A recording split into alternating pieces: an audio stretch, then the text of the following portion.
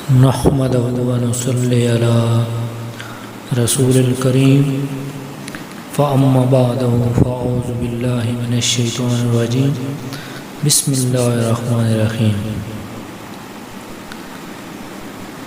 حضرت خواجہ حافظ گل محمد قطبی قادری قدسرہ، آپ کی ولادت سے قبل بشارات۔ آپ کی ولادت سے قبل ہی چند بشارتوں کی وجہ سے اہل خاندان اور آپ کے والدین اس امر پر مطلع ہو چکے تھے کہ ہمارے گھر میں ایک نورانی چراغ روشن ہونے والا ہے۔ میں نے حضور کی بالعالم مغانوی رحمۃ اللہ علیہ کی زبان مبارک سے سنا، نواں سے مشرق کی جانب ایک برساتی چشمہ ہے جسے کڈی کہتے ہیں۔ پہلے زمانے میں گاؤں کی عورتیں وہاں کپڑے دھویا کرتی تھیں۔ ایک دن میری دادی اماں وہاں کپڑے دھو رہی تھیں کہ وہاں سے ایک مرد قلندر کا گزر ہوا جو گھوڑے پر سوار تھے اور جنگل سے آ رہے تھے۔ دادی اماں ان کا چہرہ دیکھ کر پہچان گئیں کہ یہ کوئی عام آدمی نہیں، ولی اللہ ہے۔ آگے بڑھ کر ان کے گھوڑے کی لگام پکڑ لی اور عرض کی، میرا صرف ایک ہی بیٹا ہے، اس کے بعد پھر کوئی اولاد نہیں، دعا فرمائے اللہ کریم مجھے ایک اور صالح بیٹا عطا فرمائے۔ اس مرد قلندر کے ہاتھ میں بکرے کا ذبح کیا ہوا ایک سر تھا۔ وہ دادی ماں کو پکڑا دیا کہ اسے پکا کر کھا لینا، اور ساتھ ہی بشارت دی تمہارے وطن سے ایک ولی اللہ پیدا ہوگا۔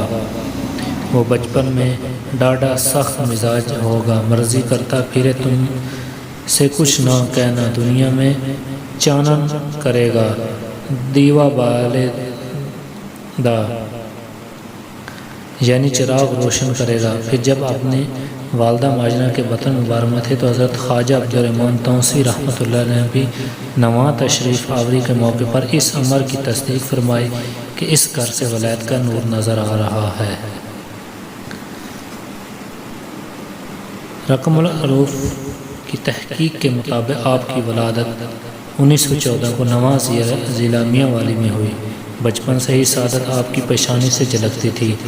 گھر والوں اور خاندان ہر کی آنکھوں کے تارے تھے۔ ماں کی فطرت میں اللہ تعالیٰ نے بچے کے لیے لازوال محبت رکھی ہے، لیکن حضور کی ماں کا آپ سے پیار انوکھا تھا کہ اس میں فطری محبت کے علاوہ حضور کی ولادت سے پہلے انہوں نے جو بشارتیں سنی تھیں، ان خوشخبریوں نے ان کے دل میں پیار و محبت کو مزید جلا بخشی تھی۔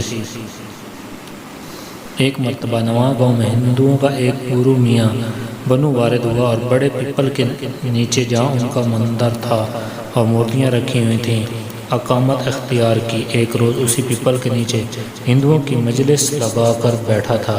حضور کے بچپن کا زمانہ تھا اور اپنے ہم عمر بچوں کے ساتھ وہاں پاس ہی کھیل رہے تھے۔ میاں بنو آپ کو کافی دیر دیکھتا رہا، پھر اپنے پاس بلا کر کہا، میرے مرید ہو جاؤ، میں تمہیں فقیر بنا دوں گا۔ اگرچہ ابھی حضور بچے تھے مگر اسے دو ٹوک جواب دیا کہ میں ایک مسلمان ہوں اور مجھے زیب نہیں دیتا کہ ہندو سے فقیری لوں۔ اس کی طرف پشت کر کے چل دیے۔ میاں بنو نے وہاں پر موجود اپنے عقیدت مندوں سے کہا، ایک دن یہ لڑکا بہت بڑا فقیر ہوگا کیونکہ اس کی پیشانی پر فقر کی لکیر ہے۔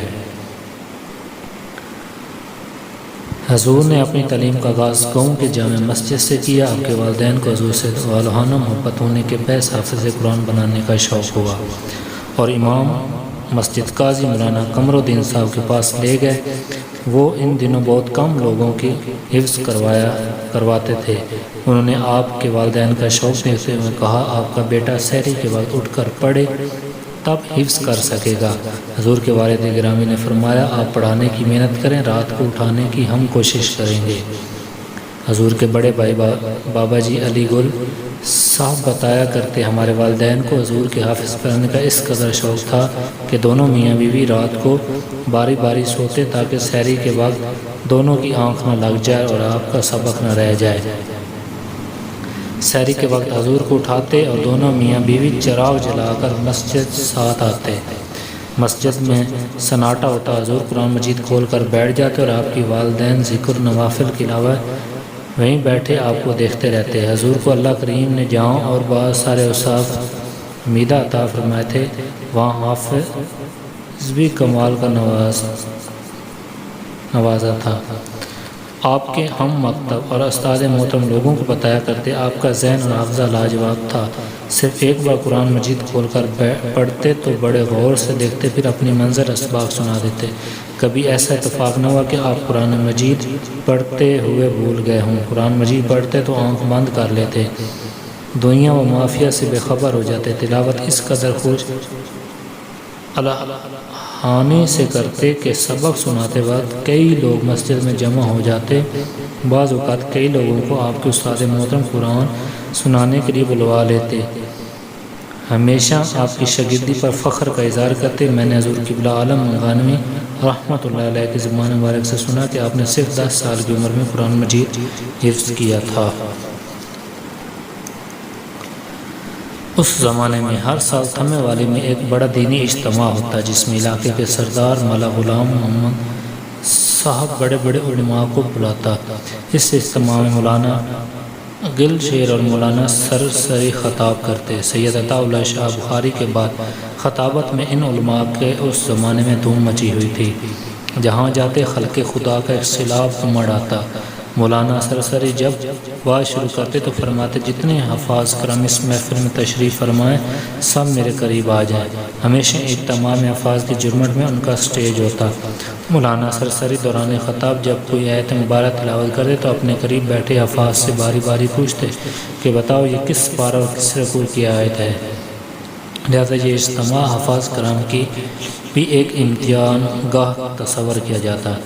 اس سال جب اجتماع ہوا تو مولانا سرسری کو حضور کے متعلق بھی ایک حافظ نے بتایا کہ اس علاقے میں ایک لڑکا حافظ ہوا ہے مگر نہایت ماہر قرآن ہے۔ مولانا سرسری نے آپ کو بلایا، نام پوچھا، پھر اپنی کرسی کے قریب بٹھا لیا۔ دوران خطاب مولانا سرسری جو بھی آیت مبارکہ حضور سے پوچھتا فوراً بتا دیتے، فلاں پارے فلاں رکوع کی آیات، پھر آیات مبارکہ چھوڑ کر بعد لفظوں پر آ گئی۔ حفاظ سے پوچھا قرآن مجید میں ہے باشرن اسومی یا اس کے پیچھے کیا ہے؟ تمام حفاظ خاموش ہو گئے۔ مولانا سرسری ایک کف حافظ کی طرف اشارہ کر کے دریافت کرتا لیکن کوئی بھی جواب نہ دیا۔ آخر میں حضور سے پوچھا تو آپ نے کھڑے ہو کر آواز بلند پڑھا، فَأَرْسَلْنَا عَلَيْهَا رُوحَنَا فَتَمَثَّلَ لَهَا بَشَرًا سَوِيًّا۔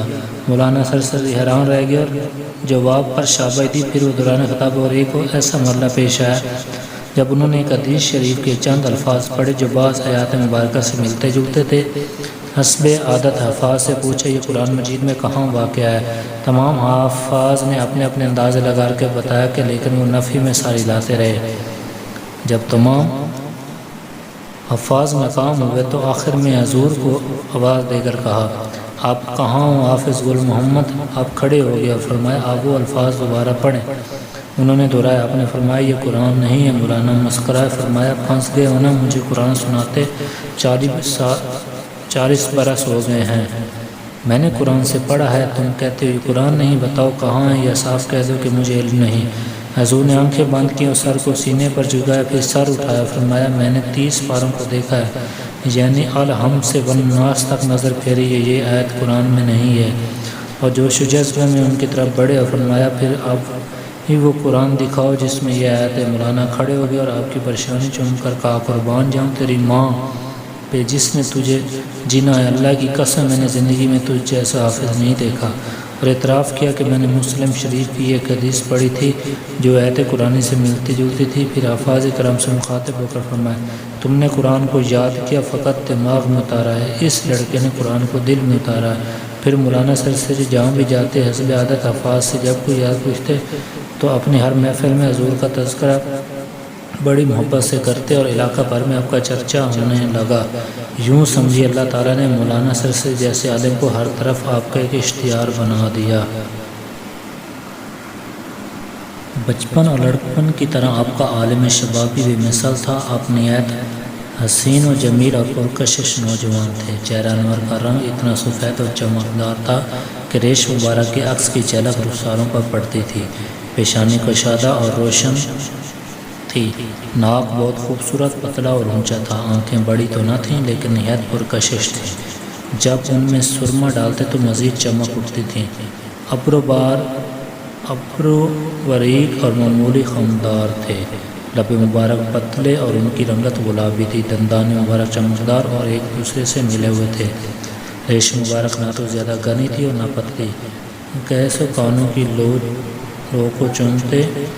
عالم شباب میں بالوں پر تیل لگا کر درمیان سے مان آتے تو چہرے کا حسن و کھل اٹھتا، قد لمبا، سینہ کشادہ اور مضبوط جسم کے مالک تھے۔ وہ نفیس اور قیمتی لباس پہننے، ململ کا سفید کرتا اور لٹھے کی بڑی سفید چادر باندھا کرتے تھے۔ سر پر مایہ والی دستار باندھا ہمیشہ ایک خوبصورت عصا ہوتا جس سے گردن سے گزرتے لوگوں کی توجہ کا محور بن جاتے۔ گاؤں میں آپ کی جوانی کی مثالیں دی جاتی تھیں۔